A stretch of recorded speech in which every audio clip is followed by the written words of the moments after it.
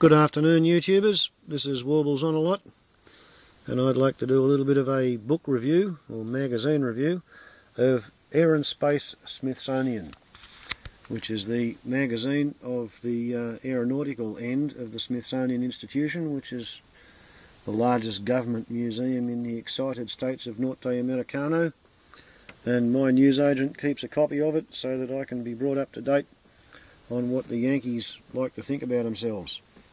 This is the November 2011 issue, which is the most recent one that I have purchased in my local newsagent after it arrived by sea mail.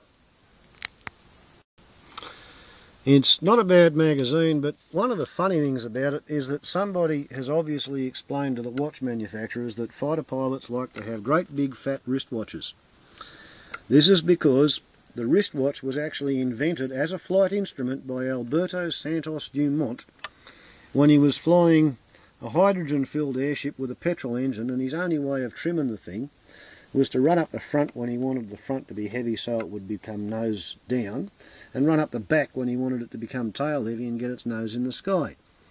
So to know how long he'd been running his engine and therefore how long the fuel tank was going to last, he needed to have a watch strapped to his wrist. So Cartier invented the wristwatch specifically for an aeronautical application. Therefore, if you see some skinny little weed with a big fat wristwatch, it means he wants to be a pilot. How would I know that? Anyway, the Yankees are also really big on the idea of having semi-religious, non-denominational glorification memorials to people who have signed on to obey the orders of a politician they may not vote for, to shoot at a stranger they've never met for something the stranger hasn't actually done yet anyway, or maybe didn't do in the first place. They love it. We have a letters to the editor column, very restricted, very hard to get into. Oh, look, we have advertisements for sophisticated jewellery. Sophisticated means adulterated and impure. What that means is these are not gemstones. It's, yeah, not a bad magazine. Oh, here we have a pilot with multiple sclerosis who always wanted to finish his career by sitting in an aeroplane going under the fire hoses. But his local airport banned it because too many times the people with the fire hoses shot foam and caused multi-$1,000 engine rebuilds. But because this fella was dying of diseases, they let him have one last time. 100 years since going soaring was invented.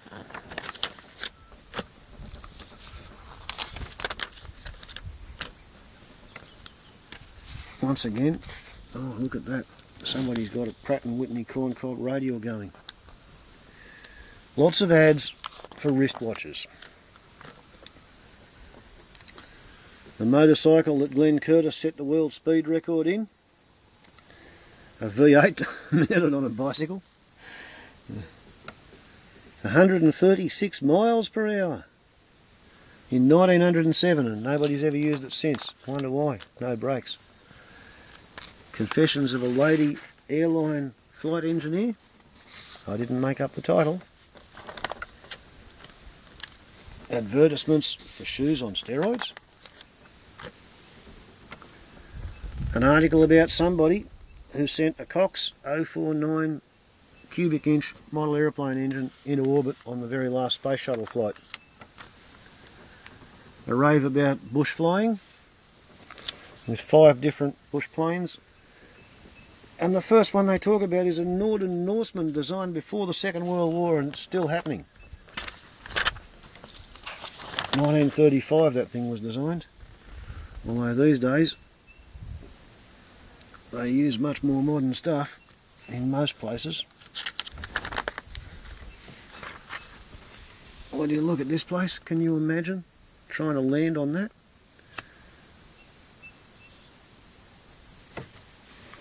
So this is how the aeroplane junkie stays in touch. Yeah, look at this. They still allow little children in America to play with rockets. and they fantasise that they're going to get back into low Earth orbit before the Chinese build a base on the moon. Because Osama bin Laden knocked the Yankees out of low Earth orbit. And then we dive into the history. Ernie Pyle, war correspondent, shot by the Japanese. Major American cultural hero. Here's a good one. Once upon a time, an American Air Force mechanic commandeered an F-86. He jumped in a Sabre and took it flying when he was only authorised to do a taxi test. So that's their theme for the month. Could you fly a Sabre? And we have a pretty good photo of a Mustang and a Lightning and a Sabre and an F-15 and a Thunderbolt and another Mustang.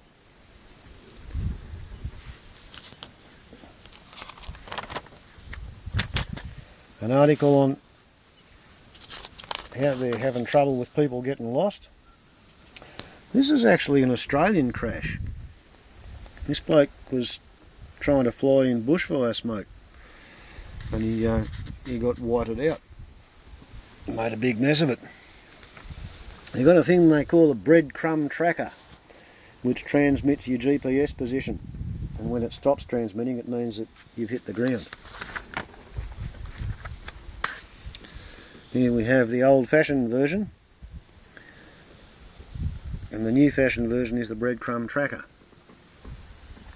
And apparently they're not listening to the early EPIRBs anymore, so if you've got an old one, don't count on it. Article about plastic aeroplanes from back in the 70s, I think this thing was. 1967. It was a good aeroplane. Just the market wasn't ready. They didn't quite know what they were doing. 10 goof-offs in space. An article about a bloke who started India's national airline. This is not usual to be seen in an American magazine. Most Americans don't think the Indians know how to fly yet. Although, last time they had a war with Pakistan, Chuck Yeager was out there helping them play with it. Oh yes, we've always got to have a Vietnam story, right? Last man out. When the Yankees got kicked off the moon by Ho Chi Minh, think about that one.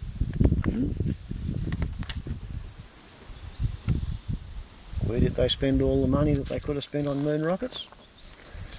Scrabbling around in the mud and the jungles in Southeast Asia. Oh, look at this. Now they're playing silly buggers in Absurdistan. That's why they're not in low Earth orbit anymore. They don't know how to go there. All the people who built and designed the Apollo project are dead. They drank like fish, they smoked like chimneys, they drove cars too fast when they were drunk. They're now dead. The company's been bought and sold and bought and sold, and the records have been disposed of. When the President of the excited states said he wanted them to go to the moon, they didn't know how to build an Apollo capsule. They couldn't figure out what was used underneath the heat shield as insulation. So they went to a museum and they pulled out an old unused Apollo space capsule from the cancelled program. They ripped the heat shield off, and guess what they found under the heat shield of the Apollo command module, the bit that was supposed to come back to Earth? They found cork, laminated cork tiles. Cork is the bark of a tree.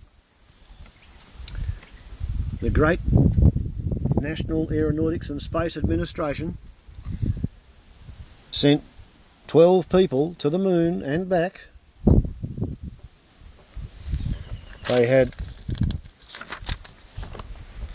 another 6 people go with them to keep them company and look after the spaceship, and the spaceship was literally constructed partly of tree bark.